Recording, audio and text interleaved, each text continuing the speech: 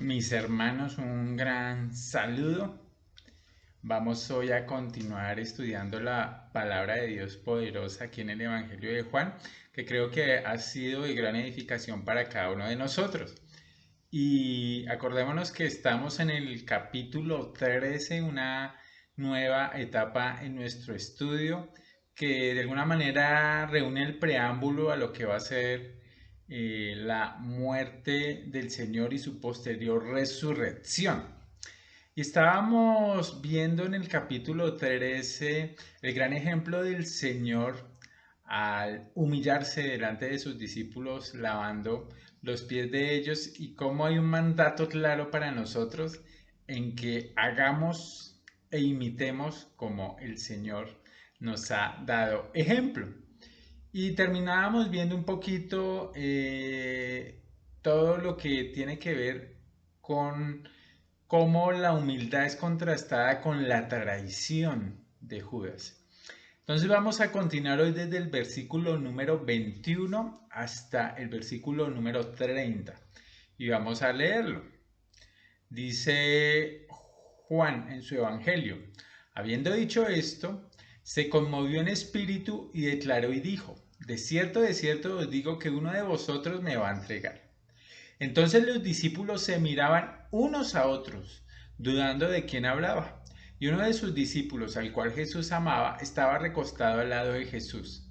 A esto pues hizo señas Simón Pedro para que preguntase quién era aquel de quien hablaba. Él entonces, recostado cerca del pecho de Jesús, le dijo: Señor, ¿quién es? Respondió Jesús: a quien yo diere el pan mojado, aquel es. Y mojando el pan lo dio a Judas Iscariote, hijo de Simón. Y después del bocado, Satanás entró en él. Entonces Jesús le dijo: lo que vas a hacer, hazlo más pronto. Pero ninguno de los que estaban a la mesa entendió por qué le dijo esto. Porque algunos pensaban, puesto que Jesús tenía la bolsa, Judas tenía la bolsa, que Jesús le decía: compra lo que necesitamos para la fiesta, o que diese algo a los pobres. Cuando él pues hubo tomado el bocado, luego salió y era ya de noche. Y mis hermanos, siempre que hablamos pues de Judas Iscariote nos viene una palabra a la mente: traición, traidor. Y sin lugar a dudas la palabra traidor es fea en cualquier idioma. Hay pocos más despreciados que quienes traicionan a su país, por ejemplo, o causan la traición. Las naciones en general se han reservado los castigos más severos para los traidores, la pena de muerte muchas veces. Y esos actos de traición han sido a lo largo de la historia pues reconocidos y repudiados sin lugar a dudas. Y acuérdense que la Biblia nos habla de muchos traidores. Tal vez uno de los más famosos fue Absalón, que traicionó a su propio padre y le dio la espalda a su pueblo. Aitofel, que había sido un consejero de David, él se unió y promovió esa rebelión de Absalón. Y nombres como Seba, la misma Talía, la única reina de Israel que se apoderó del trono después de la muerte de su hijo, el rey Ocosías, fueron sin lugar a dudas en nuestra mente recordados como traidores. Muchos nombres de reyes que traicionaron, de siervos que traicionaron: Amasías, Salún, Manaén, muchos traidores a lo largo de los reinados del Antiguo Testamento, fueron y quedaron de alguna manera inmortalizados sus nombres como traidores. Pero sin lugar a dudas, mis hermanos, el más notorio en la palabra de Dios y en toda la historia humana tal vez ha sido Judas Iscariote. ¿Por qué? Porque Judas tuvo el gran privilegio de conocer al Señor, de ser uno de los 12 seguidores más próximos del Señor durante su ministerio terrenal. Y no obstante, pues de modo increíble, después de convivir 3 años con Jesús, quien era incomparablemente perfecto, de observar sus milagros, de oír sus enseñanzas, de estar con él en comunión, pues finalmente Judas lo traiciona. Y es un relato, pues sin lugar a dudas, trágico, oscuro. Y la historia, si usted lo ve más adelante, de Hechos de los Apóstoles y la iglesia primitiva, de alguna manera siempre marcó esa traición de Judas. Su nombre aparece de último en la lista de los apóstoles y en algunos lugares ni siquiera aparece. Y siempre que se hace referencia a él, se habla pues de su traición. Y sabemos muy poco de realmente, aparte de lo que nos dice la escritura de quién era Judas.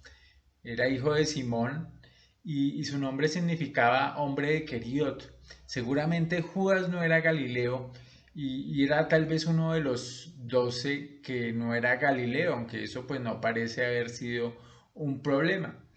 Pero, y acuérdese también que ninguno sospechó de Judas cuando Jesús anuncia en el aposento alto que uno de ustedes me va a entregar. Todos se miraron a sí mismos. Entonces, vamos a hablar hoy un poquito de esa traición. Y la pregunta es si Judas al parecer no se sentía atraído por Cristo espiritualmente. ¿Por qué lo seguía? ¿Por qué lo seguía? Y esa va a ser también una pregunta para nosotros, porque sin lugar a dudas la traición de Judas es un cuadro pues de la apostasía, de profesar a Cristo, de decir ser de él, pero realmente de no serlo. Y Judas, por un lado, como muchos de sus compatriotas judíos, esperaba que Jesús viniera como un gran líder militar y derrocara a los romanos y restaurara la soberanía política de Israel. Pero también lo que la escritura marca es que él tenía otros intereses, tenía otras motivaciones. La avaricia, su deseo de poder, su ambición mundana, sin lugar a dudas, marcaron la traición de Judas. Y con el paso del tiempo parece que la disolución de Judas se incrementó. Jesús no mostró de ninguna manera señales de hacerse un político conquistador o un mesías militar, que era lo que esperaba Judas. Entonces él se decepcionó de eso y pocos días antes de la cena ocurrió un hecho crucial que nosotros hemos estudiado y es lo que pasó con María, la hermana de Marta y de Lázaro, y cuando ella ungió a Jesús, acuérdese, se nos quedan en la escritura plasmadas las palabras de Judas: ¿por qué no fue este perfume vendido por 300 denarios y dado a los pobres? En Juan 12:5, que nosotros lo vimos. Esa fue como el clic que despertó en Judas la acción de María, donde lo vemos pues ya enceguecido por su avaricia y su ambición. Y ese desagrado latente de Judas llegó hasta al colmo, porque inmediatamente después nos dice Mateo 26, él va a donde los principales sacerdotes y les dice: ¿qué me queréis dar? Y yo lo entregaré a ustedes. Ellos le asignaron 30 piezas de plata y desde entonces, dice Mateo 26, 15 al 16, él estaba buscando la oportunidad para entregarla. Y lo que vemos aquí en Juan es que la traición de Judas pues no permanecería oculta, sino que el Señor mismo la expondría, y el ambiente elegido para exponerla fue precisamente la cena en que estamos viendo hoy, que nosotros ya habíamos empezado, porque lo que vimos en la anterior enseñanza de nuestro hermano Milton, de los versículos 18 hasta el 20, era como la traición de Judas estaba siendo anticipada, muy contrastada con el ejemplo del Señor. Y lo que vamos a ver hoy es cómo esa traición, que había sido anticipada en el Antiguo Testamento, ahora era primero anunciada por Cristo. Segundo, vamos a ver la sorpresa de los 12. Y tercero, vamos a ver lo que Jesús le dice al traidor, a Judas. Y lo primero que vamos a ver, mis hermanos, es esa traición anunciada por Jesús. Leamos desde el versículo 20, donde el Señor nos cuenta y nos dice: de cierto os digo, el que me recibe al que yo enviare, me recibe a mí, y el que me recibe a mí, recibe al que me envió. Habiendo dicho esto, se conmovió en espíritu y declaró, de cierto os digo que uno de vosotros me va a entregar. Hermanos, y como hemos indicado desde la enseñanza pasada, Jesús quería asegurar que la traición de Judas no perturbaba el plan de Dios y que no era un motivo para perturbar la fe de los otros discípulos de él. Entonces él les dice, pues antes de que suceda todo esto, los estoy preparando. Y los discípulos seguramente estarían horrorizados por la predicción de Jesús, de que había un traidor entre ellos, alguien que lo iba a entregar. Pero hermanos, el Señor lanzando esa declaración en medio de la traición de Judas, estaba diciéndoles, aunque eso va a pasar, eso no va a acabar con la misión. Es más, él iba a enviarlos como sus representantes en el mundo. Y exactamente esa representación en el mundo la seguimos llevando nosotros.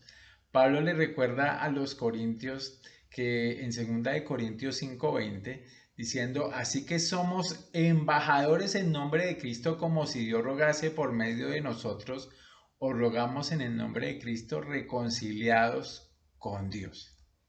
Los creyentes somos, acuérdese, ciudadanos del cielo, dice Filipenses 3:20, y somos representantes de nuestro Rey en un mundo pues de pecadores perdidos. Aquí somos sal y luz en medio de tinieblas y vivimos, claro, como extranjeros y peregrinos. Y vemos aquí algo bien particular del Señor. Tras haber preparado a los discípulos, vemos en el versículo 21 que el Señor se conmueve en espíritu.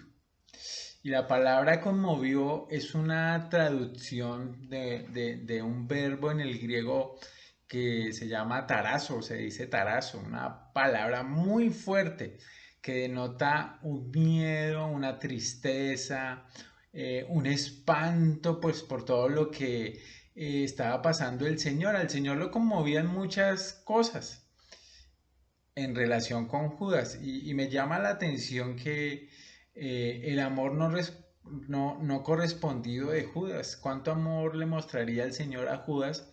Y ese amor nunca fue correspondido. La ingratitud más bien fue la respuesta de Judas en todo lo que iba a hacer.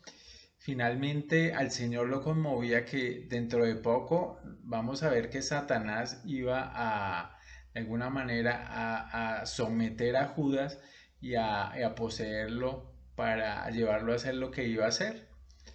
Y lo que más conmovía seguramente al Señor era el destino terrible que le esperaba a Judas en el infierno. Imagínese eso, el destino de Judas, porque el Señor amaba a Judas, lo había conocido, pero Judas tomó una decisión.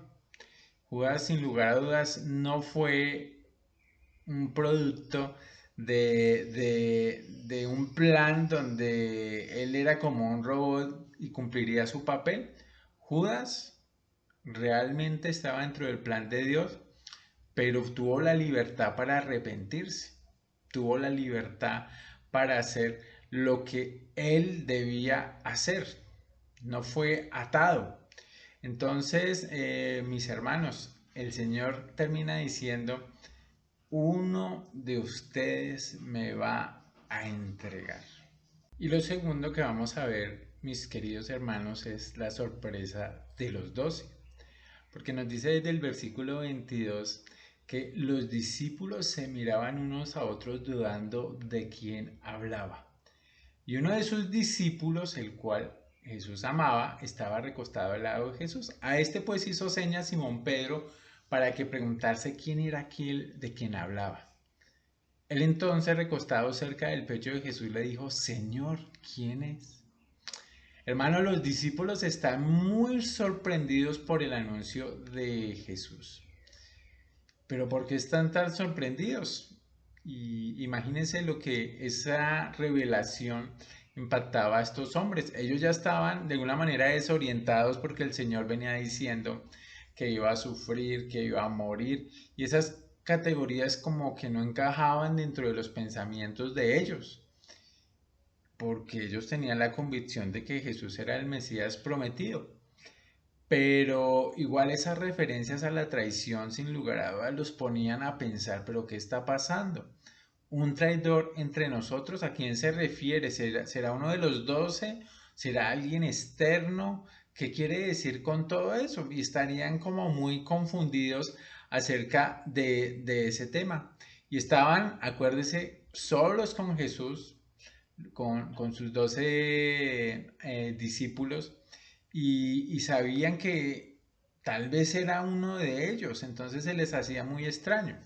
Si usted mira los otros evangelios, por ejemplo, si miramos el evangelio de Marcos, dice que ellos comenzaron a entristecerse, lo dice en Marcos 14 y 19, y a decirse uno a otro, ¿seré yo? Y el otro, ¿seré yo? Incluso Judas, el que le entregaba, dijo, soy yo, maestro.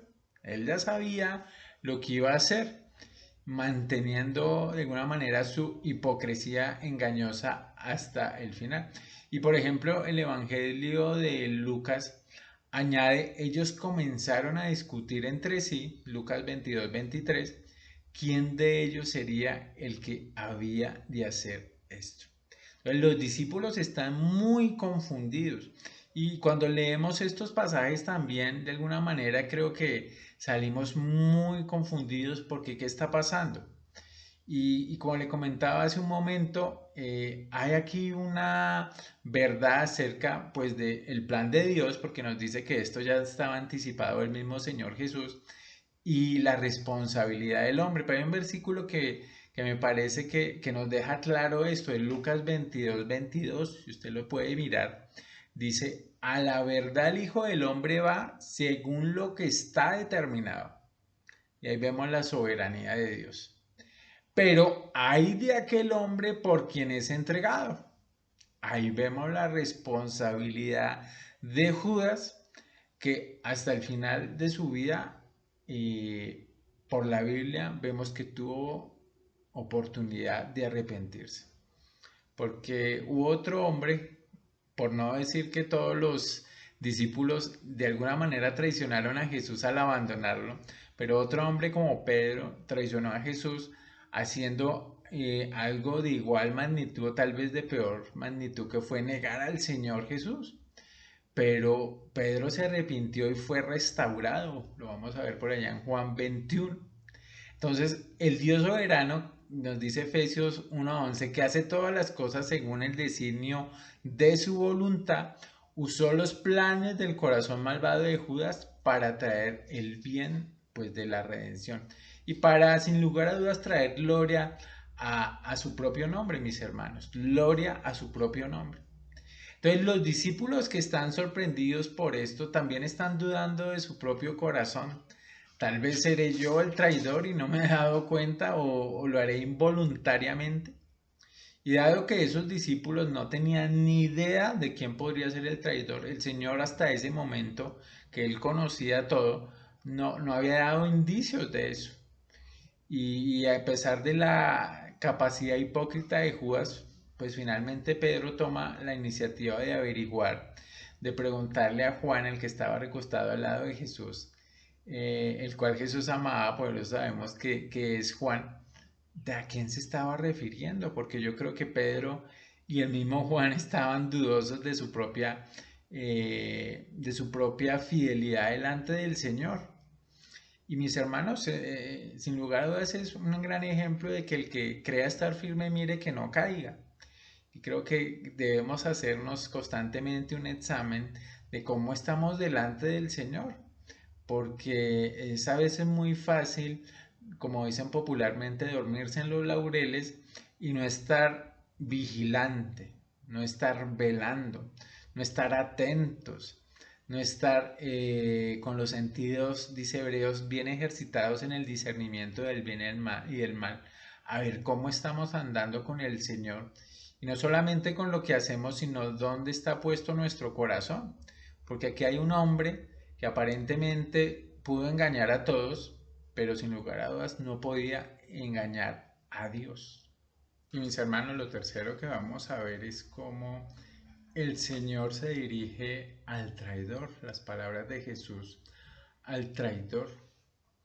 Jesús responde a la pregunta de Juan pues de una manera bastante prudente, seguramente en voz bajita y muy cerca de él. Le dice: a quien yo diere el pan mojado, lo vemos en el versículo 26, aquel es. El pan que estaban compartiendo en ese día era el pan sin levadura, que se mojaba con una mezcla de hierbas amargas, de vinagre, de agua, sal, de dátiles machacados, de higos y de pasas. Y recibir el pan mojado de manos del anfitrión, pues era culturalmente ser elegido para un honor especial. Jesús tuvo pues un gesto de honor con Judas, mostrándole sin lugar a dudas bondad hasta el final. Pero Judas en ese momento había ido tan lejos en su apostasía, en su traición, que aún después de haber mojado el pan y habérselo dado a Judas, el corazón malvado de Judas prosiguió con el plan que él tenía. Y nos dice hasta el punto que Satanás entró en él. Evidentemente el diablo ganó el control directo sobre Judas. Y ese control pues ya lo había tenido sobre el mismo Judas. Y ahora pues estaba a punto de ejecutar otro paso en su traición hacia adelante.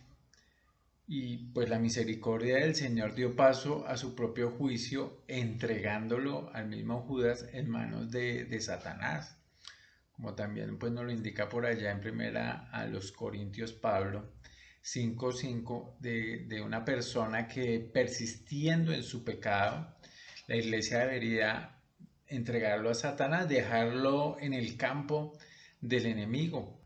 Una vez que Judas cruza pues la línea de modo irrevocable, Jesús lo deja ir y le dice: lo que vas a hacer, hazlo pronto.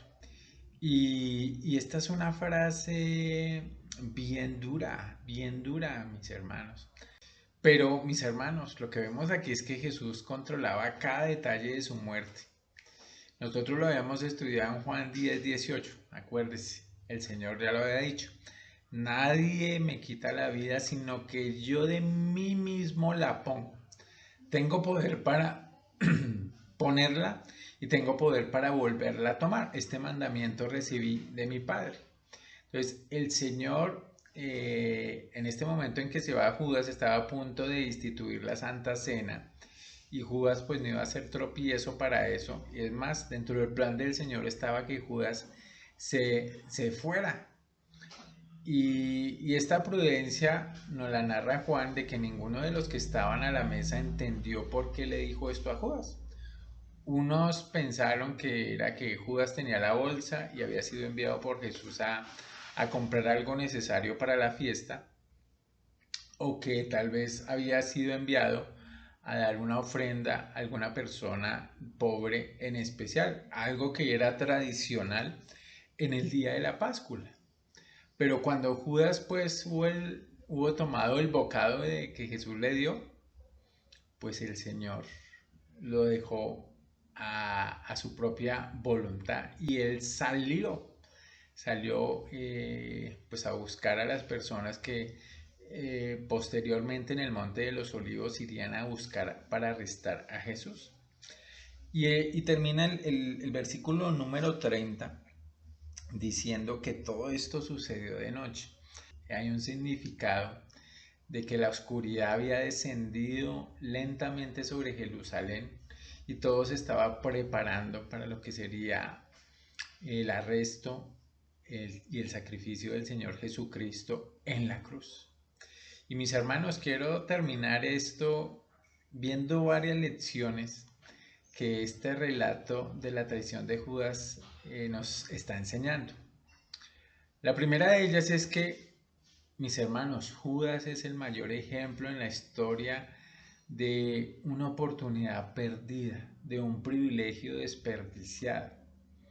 Él oía las enseñanzas de Jesús día a día. Tuvo la oportunidad de relacionarse personalmente con el Señor. Imagínense esa oportunidad fue testigo ocular de los milagros hechos por Jesús. Aún así, Judas rechazó la invitación de Cristo a cambiar. Él rehusó ser salvo. Él rechazó la salvación ofrecida por el Señor. Y aunque creemos en la soberanía de Dios y creemos en la elección, hermanos, nos damos cuenta de que los hombres tenemos una responsabilidad delante del Señor y que estar en una iglesia o saber algo de la Biblia, eso no nos garantiza absolutamente nada. Porque la realidad es que solo un corazón humillado delante del Señor, arrepentido y que cree firmemente en Él como el único camino para llegar a Dios, para que nuestros pecados sean perdonados, es necesario. Lo segundo es que Judas es la más importante ilustración del peligro de amar el dinero. Su pecado fue tener como ídolo el dinero. Primera de Timoteo 6:10 nos dice que son muchos los males que acarrea el amor al dinero. Y aparentemente para Judas el dinero significaba más que la salvación eterna. Y para muchas personas en este momento el dinero u otros ídolos significan más que la salvación eterna. Lo tercero que podemos aprender, mis hermanos, es que Judas tipifica la vileza de la traición espiritual. En todas las épocas ha habido personas que profesan seguir a Cristo, pero se vuelven contra Él. La vida de Judas también es un recordatorio leccionador sobre la necesidad de que nos examinemos, hermanos. Porque qué triste sería como presentarnos delante del Señor y decirle: Señor, yo hice esto para ti, en tu nombre, y el Señor nos dijera: nunca te conocí, apártate de mí. Eso sería lo más triste que le pudiera pasar a una persona, porque muchos saben que están lejos del Señor, pero pensar que uno está cerca del Señor cuando en realidad no lo está, es tremendo. Y por eso Pablo le dice a los corintios que se examinen el corazón, a ver cómo están andando ellos, si su vida ha dado fruto espiritual, si su vida está dependiendo del Señor, si las pruebas que ellos estaban viviendo estaban de alguna manera fortaleciéndolos o no. Y eso creo que es una constante en la vida de los creyentes, el poder examinarnos día a día. Lo cuarto que podemos aprender es que Judas, hermanos, es una prueba viviente de la paciencia, la misericordia y la bondad amorosa del Señor que ha tenido con cada uno de nosotros. Aun cuando llegó la turba, más adelante lo vamos a ver, el Señor lo llamó amigo. Le preguntaba: ¿a qué vienes? Amigo, ¿a qué vienes? Escudriñando en su corazón cuál era la motivación para hacer todo lo que estaba haciendo. Hasta el final el Señor fue bondadoso con él. Tal vez en ese momento Judas había podido arrepentir, cambiar el rumbo, ir al Señor Jesús como lo fue Pedro y llorar desconsoladamente por lo que había pasado, pero Judas se endureció aún más hasta llegar al suicidio. Lo quinto que podemos aprender es que el ejemplo de Judas muestra que el diablo, mis hermanos, siempre está obrando aún dentro del pueblo de Dios. Y aún en esta familia escogida por el Señor de 12 discípulos, ahí el diablo estaba obrando a través de uno de ellos. Y Jesús lo ha ilustrado en la parábola de Mateo 13, en la parábola del trigo y la cizaña. Cómo la cizaña y el trigo crecen juntos y es algo inevitable. Y tenemos que estar de alguna manera siempre conscientes de esta verdad. Lo sexto es que Judas demostró el colmo de la hipocresía, al punto de que ninguno de los discípulos sospechó de Judas aparentemente. Creo que sospecharon de ellos mismos y que sospecharon entre ellos, pero parece que Judas no era el candidato más razonable de traición. Es más, le tenían una gran confianza tanto Jesús y los discípulos al dejarle encargado el ministerio de la tesorería. Entonces, el corazón del hombre, hermanos, tiende a la hipocresía y hay que tener cuidado con eso. Y lo último, mis hermanos, es que toda esta narración nos demuestra que no hay nada que los hombres pecadores puedan hacer, ni aun el diablo mismo, Satanás, para frustrar la voluntad soberana de Dios. El Señor lleva a cabo su plan y aún utiliza nuestra propia terquedad, nuestro propio orgullo para llevar a cabo su plan de la manera que Él quiere. Dios usó la traición de Judas para su propia gloria y esa es una realidad, aunque Judas es responsable y dará cuentas delante del Señor en el juicio por lo que hizo. Entonces, mis hermanos, ahí hay 7 lecciones que podemos sacar en este pasaje donde se nos dicen muchas cosas acerca del corazón del hombre y cómo puede ser traidor delante del Señor. Pero por la gracia del Señor, Él en la cruz nos limpió, nos limpió. Acuérdese que había dicho que Judas no estaba limpio, pero que los demás sí, porque Judas no era que fuera peor que los demás, tomó unas malas decisiones, pero cualquiera de los otros discípulos había podido ser el Judas traicionero. Entonces, mis hermanos, oremos para que el Señor nos siga por su palabra, dando luz a través de estas narraciones magníficas de lo que Él quiere para cada uno de nosotros. Nuestro Padre, hoy nos traes en la enseñanza y en el ejemplo de Judas el contraste, Señor, entre un corazón pecaminoso y el amor extraordinario de Jesús, la misericordia de Jesús, Padre, y hemos sido beneficiados de esa misericordia y por eso te damos la gloria, Señor, porque tú en la cruz, Señor, a cada uno de los creyentes nos has hecho partícipes, Señor, de la limpieza espiritual. Y a pesar de que constantemente ensuciamos nuestros pies, Señor, estamos seguros de la limpieza que tú nos has otorgado posicionalmente, la santidad que nos has otorgado, Señor, y que estás desarrollando en cada uno de nosotros. Y lo que te pedimos, Señor, por cada corazón, Padre, es que podamos estar atentos a nuestro caminar espiritual, Señor, y estar atentos a los ejemplos como el de Judas, como el de Demas, como de tantas personas que dijeron ser de Jesús en la historia de la iglesia, pero realmente lo negaron, Señor, y apostataron de tu nombre. Que cada uno de nosotros pueda estar seguro, Señor, de que tu limpieza ha sido en nuestra vida, Señor, completa, Padre.